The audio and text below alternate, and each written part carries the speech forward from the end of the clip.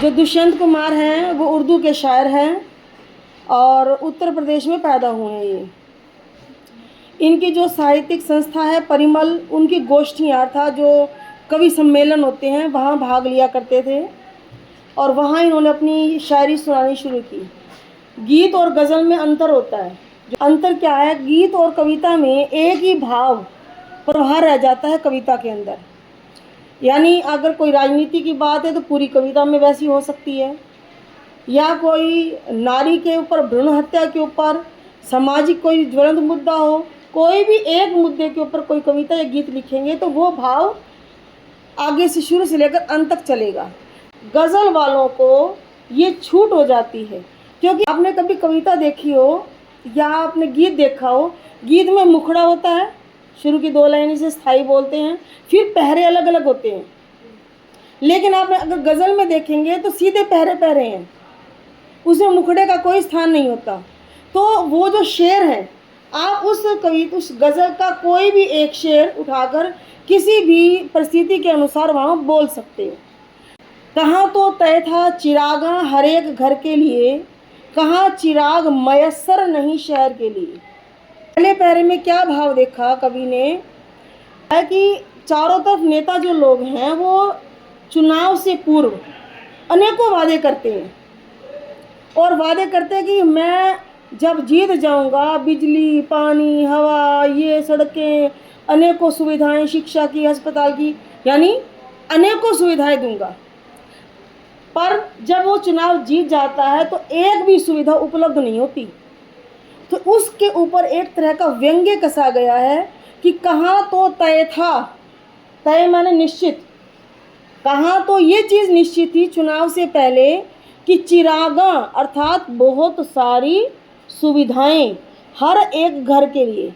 कहाँ तो चुनाव से पहले ये निश्चित था कि हर एक घर के लिए अनेकों सुविधाएं उपलब्ध करवाई जाएंगी। लेकिन हुआ क्या, चुनाव के बाद कहाँ चिराग, चिराग हो गया एक वचन अर्थात एक भी सुविधा। चिरागा पहली लाइन में आया है, चिराग दूसरी लाइन में आ गया है। तो पहली लाइन में चिरागा का अर्थ है बहुत सी सुविधाएं और चिराग का अर्थ है एक सुविधा।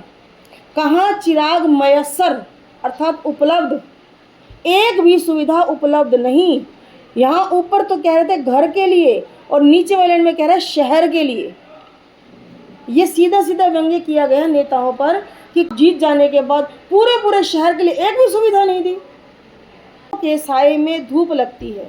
दरख्त वैसे देखे तो वृक्ष है, लेकिन इस वृक्ष की उपमा सीधा सीधा नेताओं पर लिखी है जो हमने चुन के प्रतिनिधि भेजे हैं।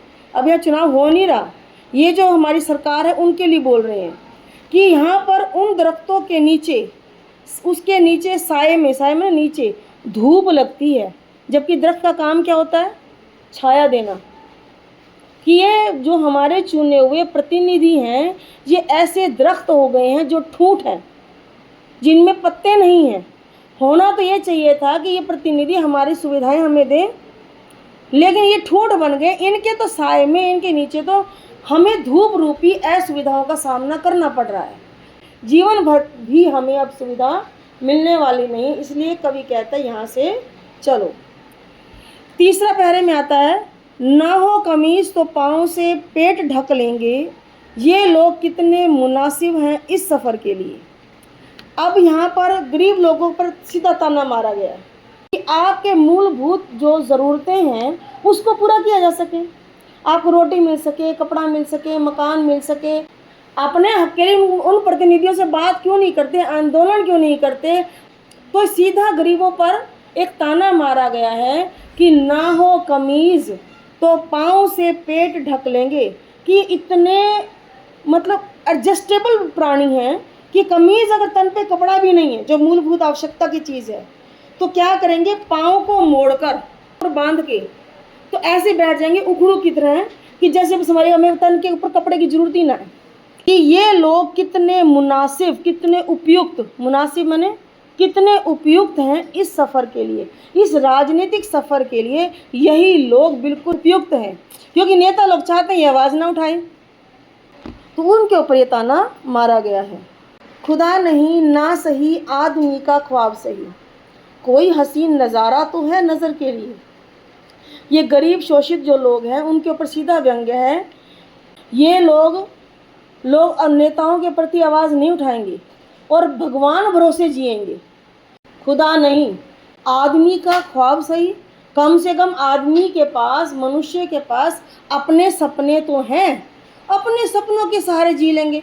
कभी सपना मतलब कभी तो एक वक्त आएगा जब ये नेता लोग सुनेंगे तो खुदा नहीं ना सही, कम से कम आदमी के पास उसके स्वप्न तो हैं। अब सपने देख लेंगे कि मैं आलीशान महल में सोया हूँ, अच्छे पकवान मिल रहे हैं, अच्छा रहन सहन हमें मिल रहा है, तो हम स्वप्न में ही जीवन जी लेंगे। और ये स्वप्न केवल सोते हुए का नहीं है, भविष्य में भी स्वप्न होते हैं कि कभी तो ऐसा वक्त आएगा कि हम उस नज़ारों को वास्तविकता में देख पाएंगे।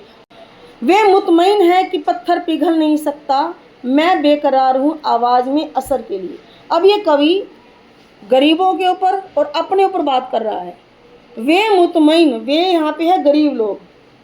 गरीब लोग, मुतमईन का अर्थ है आश्वस्त होना। उन्हें आश्वासन है, उन्हें विश्वास है कि पत्थर पिघल नहीं सकता। पत्थर कौन? नेता लोग, नेताओं का जो पत्थर हृदय है वो।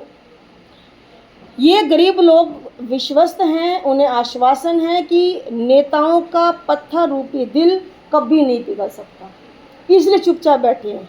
लेकिन कवि कहता है मैं बेकरार हूँ, मैं व्याकुल हो रहा हूँ अपनी आवाज़ में असर के लिए। जो मैं लिख रहा हूँ, जागो, अपने लिए आवाज़ उठाओ। मैं इंतज़ार कर रहा हूँ कब मेरी लेखनी रूपी आवाज़ का असर पड़ेगा और इसको पढ़कर लोग जो हैं, गरीब लोग, उनके अंदर क्रांतिकारी भाव पैदा होंगे और वो अपने हक के लिए आवाज़ उठाएंगे। समझ आई? अगला, तेरा निज़ाम है सिलदे ज़ुबान शायर की। निज़ाम हुक्म, तेरी सत्ता, तेरा शासन। यहाँ उन नेताओं के लिए कह रहे हैं कि तेरा शासन है, तुम चाहो तो ज़ुबान सील दो, बंद कर दो। ज़ुबान सीलने का मतलब ये नहीं कि आपके होठों को और ज़ुबान को टांके लगा दिए, नहीं, अर्थात लिखना बंद करवा दें। अगर वो लिखें तो उसे छपवाना बंद करवा दें। आवाज़ तो तभी बनेगी जब एक राइटर लिखे और उसकी प्रिंटिंग हो, अखबारों में छपे और दूर दूर तक लोग उसके पाठक वर्ग बढ़ जाए। लेकिन सरकार चाहे तो शायर की ज़बान को सिल सकती है, उसके लिखे हुए को छापना रोक सकती है। तो इसलिए ये क्या कहता है, ये दूसरे शायरों को सावधानी बरतने के लिए कहता है कि ऐसा विरोधपूर्ण एकदम से कटाक्ष रूपी बातें मत करो जिससे सरकार आपकी भाषा को, आपकी आवाज़ को बंद कर दे। आप ऐसे तरीके से लिखो कि सांप भी मर जाए और लाठी भी ना टूटे। इसलिए ये लाइन लिखी कि ये एहतियात ज़रूरी है इस बहर के लिए। बहर मैंने छंद, कविता, गज़ल जो भी आप लिखते हैं, एहतियात मैंने सावधानी। ये सावधानी बहुत ज़रूरी है कि शायर अपने छंद को, अपनी कविता को लिखते समय इस तरीके से लिखे कि आपकी बात पाठकों तक पहुंच भी जाए और काम तुम्हारा हो जाए। अंतिम पैरा, जिए तो अपने बगीचे में गुलमोहर के तले। कि यदि हमें जीना पड़े, गुलमोहर एक वृक्ष का नाम है, तो अपने बगीचे में अर्थात अपने घर में।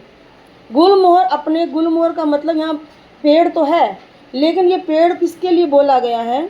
ये पेड़ अपने बुज़ुर्गों के लिए बोला गया है कि यदि हमें जीना पड़े तो हम अपने घर के जो बड़े बुज़ुर्ग हैं उनके साए के नीचे जिए, उनके अनुभवों को साथ लेकर जिए। बात समझ में आई? गुलमोहर के तले, गुलमोहर रूपी बुज़ुर्ग, हमारे बड़े बुज़ुर्ग, उनके साए के नीचे जिए। बगीचा क्या है? अपना घर है। लेकिन मरे तो क्या करें? मरना कैसे है ये तरीका बताया। मरे तो गैर की गलियों में, गैर मैंने पराए, पराए की गलियों में, पराए गुलमोहर के लिए। हमारे पास जब मरना पड़ जाए तो जो पराए लोग हैं उनके हक के लिए अगर मरना पड़े तो फिर पराई जगह हो, पराए बुजुर्ग हों, पराए लोग हों, तो उनके लिए भी अगर कुर्बानी देनी पड़ जाए तो हम कुर्बानी दे दें।